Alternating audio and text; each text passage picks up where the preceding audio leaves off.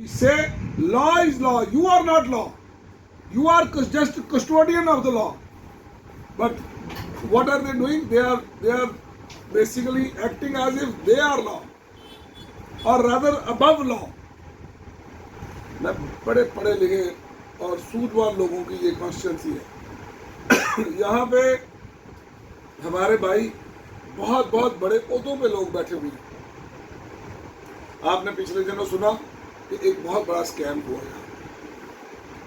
Additional chief secretary Parmar जी कहते हैं कि 10,000 करोड़ से ऊपर का स्कैम हुआ है पीएचई डिपार्टमेंट में। लोगों ने सुना, उसको अनसुना करके ऐसे ही कर दिया। उसने उसकी चिट्ठी लिखी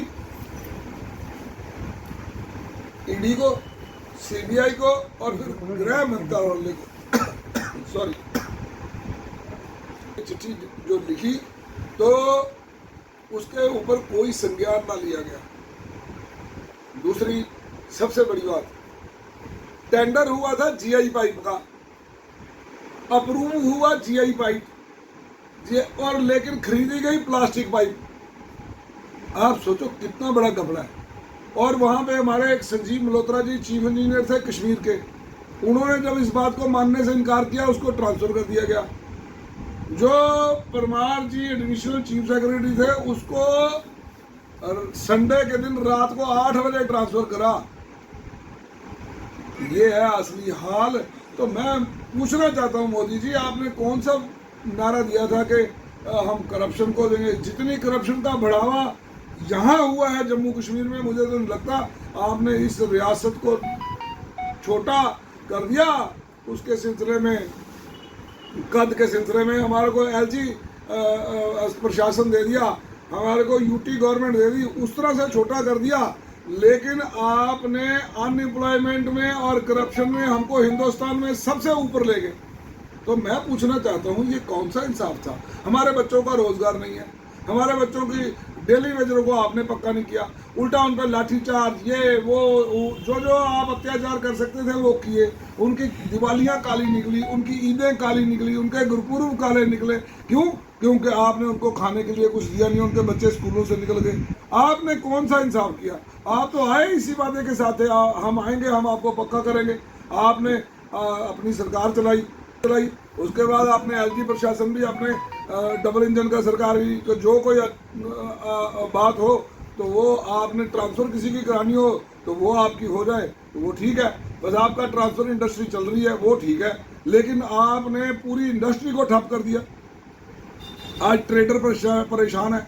आज इस पार्टी को, बीजेपी को बनाने वाला महाजन, लेकिन आपने सबसे ज़्यादा प्रताड़ित किया तो वो महाजन को कर दिया।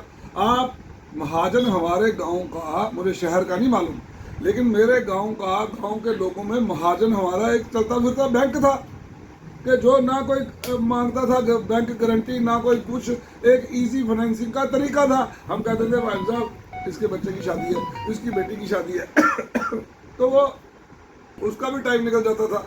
तो लेकिन इस सरकार ने क्या किया? हमारा महाजन गरीब कर दिया, हमारा तो बैंक छीन लिया आपने। जो इजी फाइनेंसिंग की फैसिलिटी हमारे गांव में थी, आपने ऐसे ऐसे टैक्स लगा दिए, बिजली के बिल इतने बढ़ गए। आप सोचो कि आपने हमारा बेड़ा गर्क कर दिया। सर, आज ये गुड कैंडिडेट आप क्या कहूँगा कि जम्मू कश्मीर को में 90 कॉन्स्टिट्यूंसियाँ हैं, 90 में से एक मुख्यमंत्री की कॉन्स्टिट्यूंसी होगी, लेकिन बाहू कॉन्स्टिट्यूंसी उससे दी बेस्ट होगी, द मोस्ट ब्यूटीफुल होगी। This I assure you. जितने भी मेरे वोटर्स हैं और रेजिडेंट्स हैं, even if they are not voters, I assure you, those who can not vote, those who are not voters but they can be my supporters. I literally say कि मैं आप लोगों से मैं मदद मांग रहा हूँ। मुझे एक मौका दो। आपने इतने लोगों को मौका दिया, इस एस्टेब्लिशमेंट को 10 साल दिया, मुझे भी एक मौका दो। I will turn around things like in a very very Swift of time. Because मैं आपको जो कह रहा हूँ कि ये आज तक आपने सिर्फ जुमलेबाजी देखी है। I am a man of practical. तो मुझे आप एक मौका दो। I will not let you down. आप मेरे साथ चल के आपको शर्मिंदगी का एहसास नहीं, फ़ख्र का एहसास होगा। आपको मेरे साथ हमने तो माथे पे लिख रखा है कि नॉट फॉर सेल। हम ईमानदारी से और दयानतदारी से लोगों की सेवा करेंगे।